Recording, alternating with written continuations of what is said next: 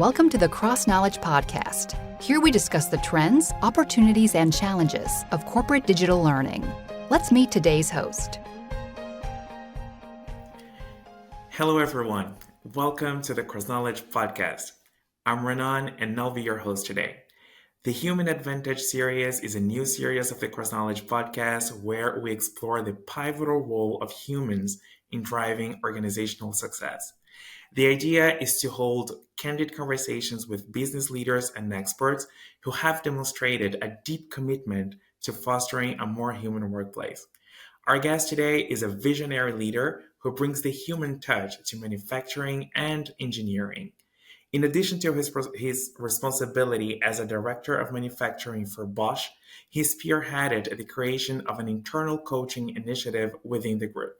This initiative led to the establishment of a pool of 250 internal coaches, offering Bosch employees a rich resource for both personal and professional development. He also wears the hat of a podcast host, engaging in insightful discussions about the transformative journey of kids and teenagers. Last but not least, he is a certified coach and offers his services to people and organizations across the globe to support their learning and growth. Today, we're delighted to have Jens Maxeiner join us as we delve into the fascinating world of the coaching mindset in leadership, which is our topic today. Jens, a warm welcome to our show. Yeah, thank you very much, Renan. I'm happy to be here and having a nice conversation and looking into some details of coaching and leadership. Great. Jens, so you're a coach. You're a certified coach.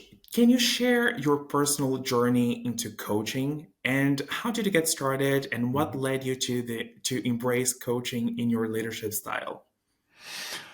Well, that's a long story, but I'm trying to make it short. I think it all began roughly 10 years ago, where I moved from my military career, joining my current company, Bosch, where I was in a leadership program. And there I got in touch with a trainer that was also a coach. And he offered coaching because I just changed roles and also changed an organization. And I had also some questions in my mind that I need to clarify. And this experience being coached by a professional let me think, oh, if I could learn that coaching thing, I could become a better leader. So I got in touch with my HR and asked them for some advice, where could I get some trainings. And soon after, I got my first coaching certification training that lasted half a year. And where I learned coaching, the coaching methods, some skills, but it also already approached into a coaching mindset. And you know, with training, it's always when you are under training, you have great ideas, you are so engaged, and you have all the motivation to apply that in your coaching or in your leadership. But the next morning when you enter the office, sometimes it's all gone. But I kept on learning, and I'm trying to implement the coaching methodologies like listening and asking open-ended questions in my daily leadership.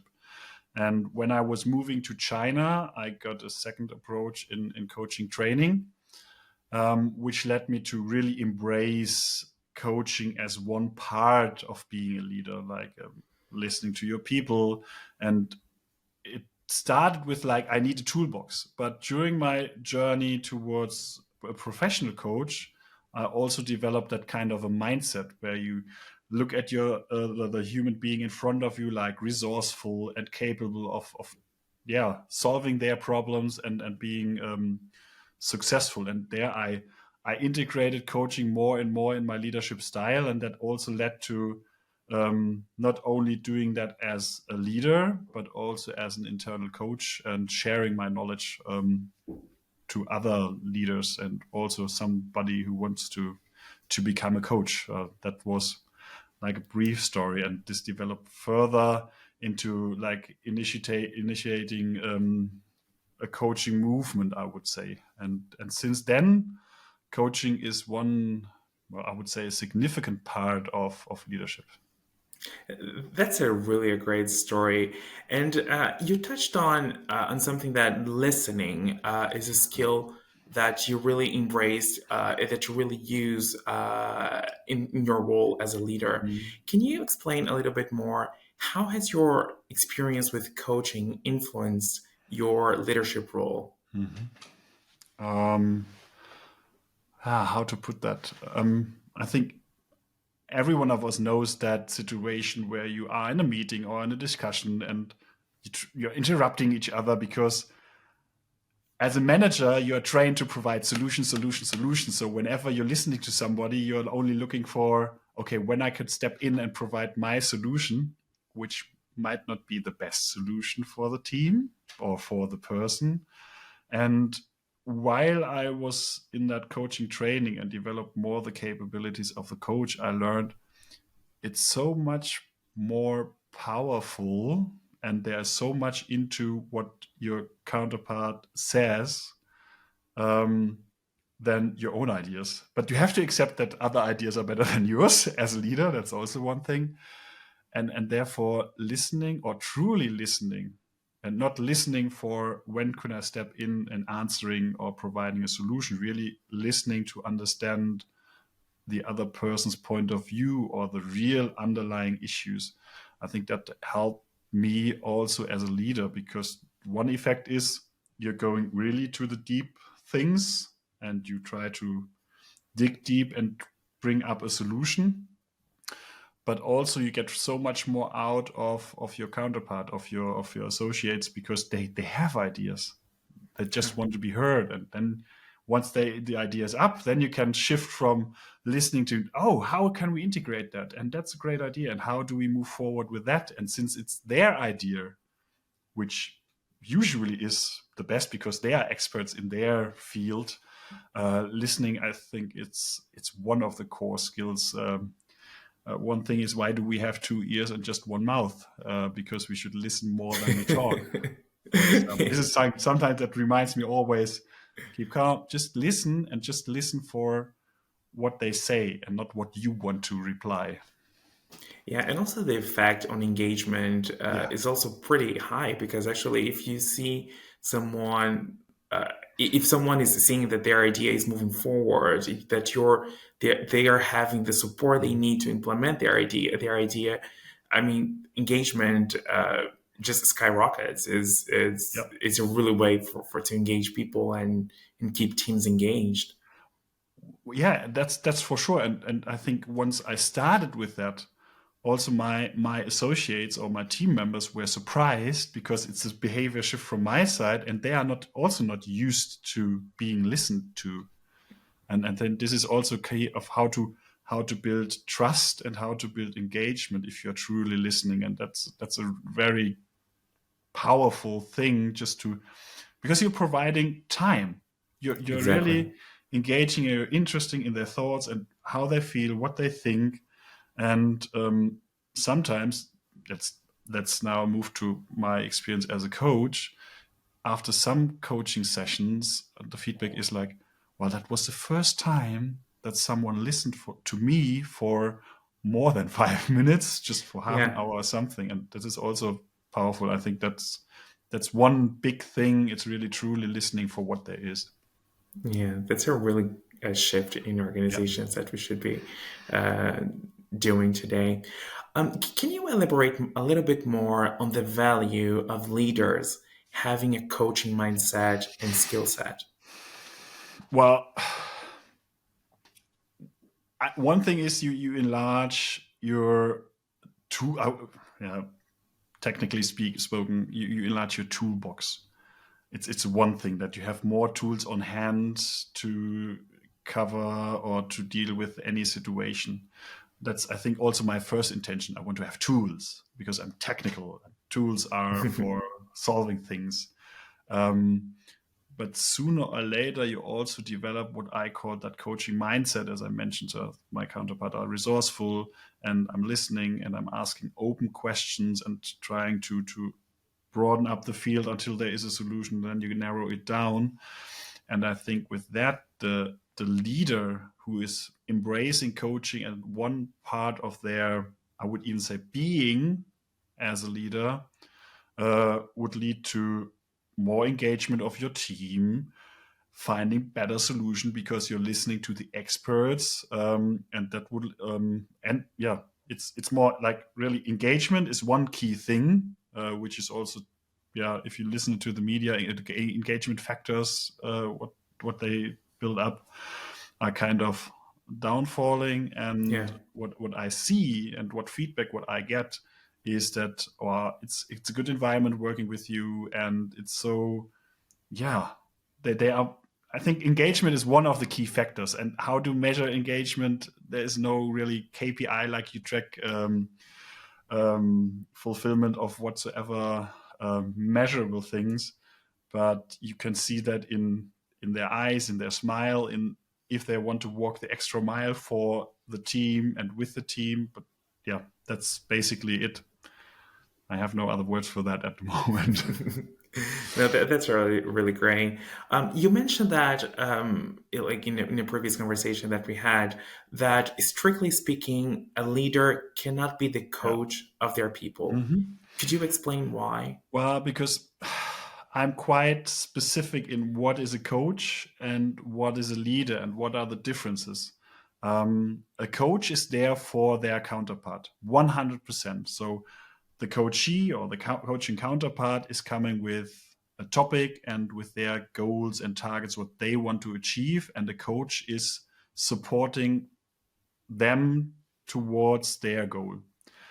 As a leader, you have your own goals, you have your own KPIs, you have or you want to achieve something for your company, for your department that might not 100% match towards the goals or with the goals of your associates. However, so this I would say a coach cannot be, or a leader cannot be a 100% coach.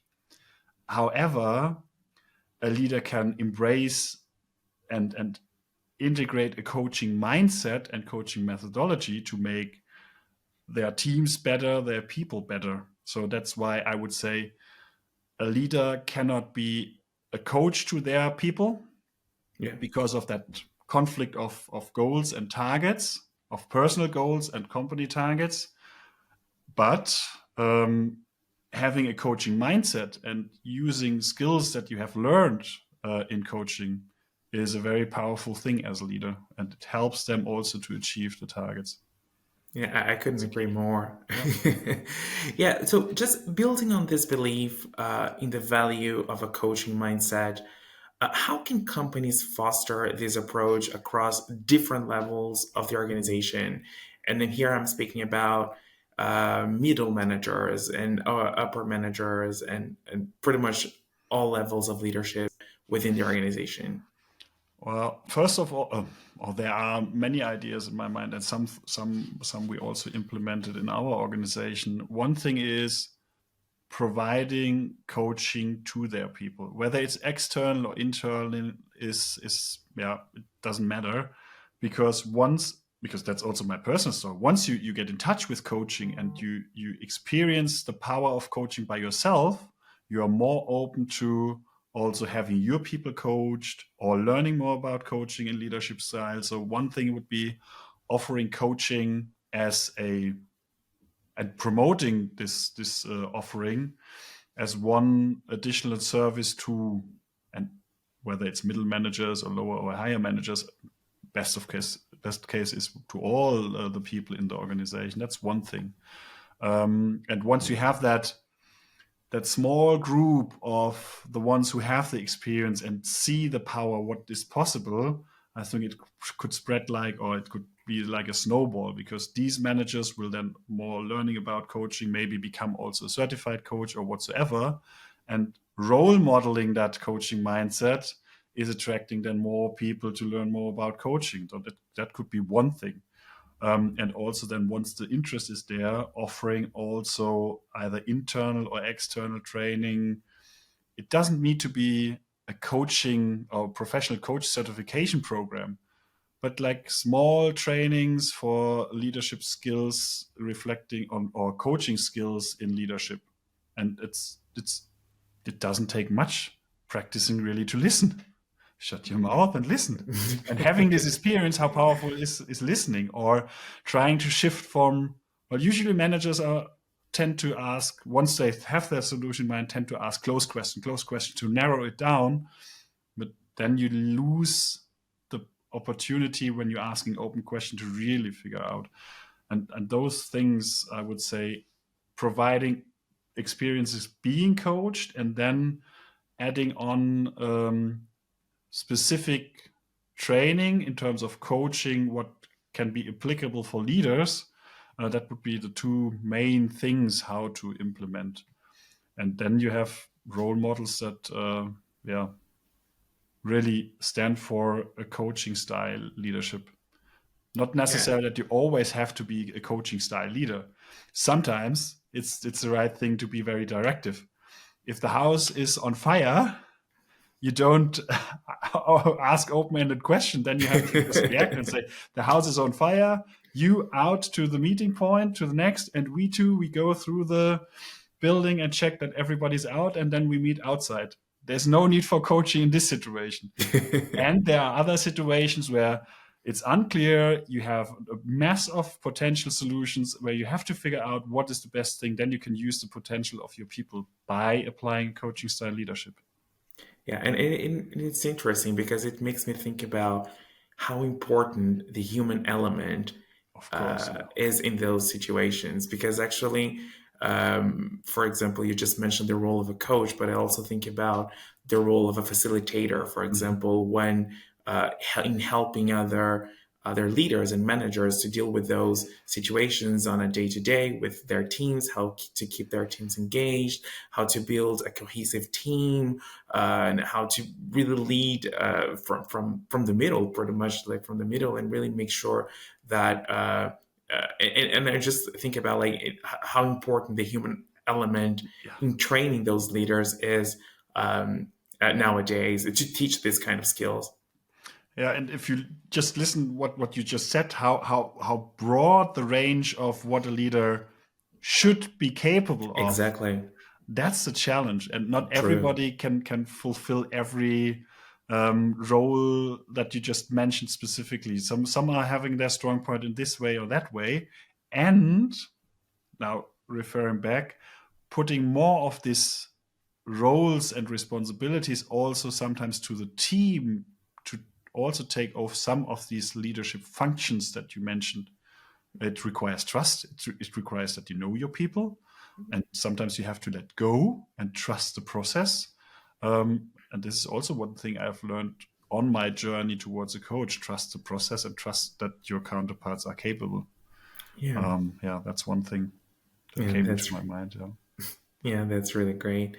And so we're just going to our last question. Our audience are mainly L&D leaders and HR leaders. What advice do you have for them if they want to empower their leadership teams with a coaching mindset? Mm-hmm. Well, some points I've already mentioned, providing their leaders an experience of being coached and having then a core of really engaged leaders that want to usually once they are infected with the coaching virus and they want to learn more. So starting with a small group of people that are open to learn and using that as a multiplier.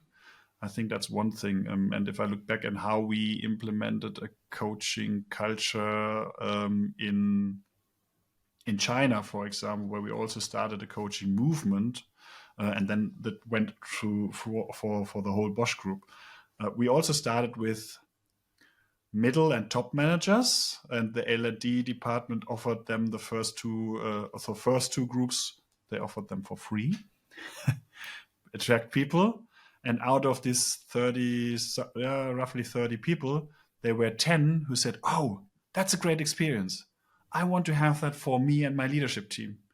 And this spread like a snowball in the organization, because I think there's nothing better than experience that power by yourself and then being convinced and then being an ambassador for coaching in the organization. I think that was also our key how we implemented this successfully in China.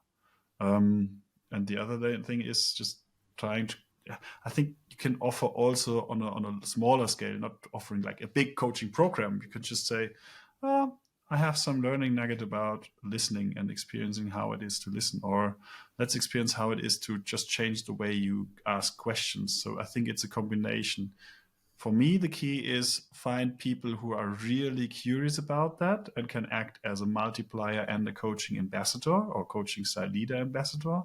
And then having, let's just small with a narrow, I don't know how to call that in English. There is just a small step that you can just reach them, and having like we call that learning nuggets, like just a short experience in how that methodology works and how that works. I think that's where the two things, how they can bring coaching to organizations. And last but not least, also target the high level managers. If you have a sponsor or an ambassador, which is like in a CEO level or one below, then people will, and because there you can use the power of the hierarchy.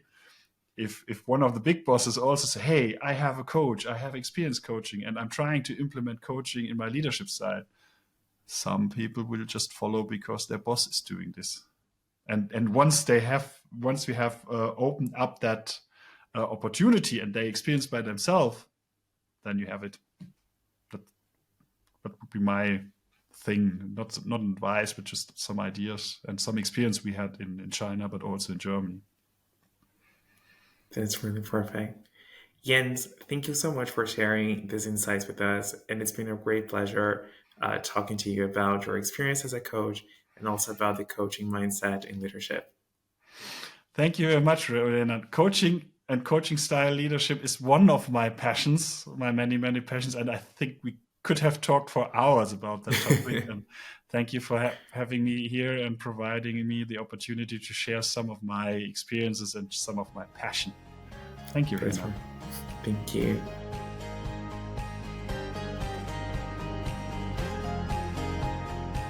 Thank you for joining us today. We hope to see you again for the next episode of the CrossKnowledge podcast. If you enjoyed this episode, please share it with your friends and colleagues.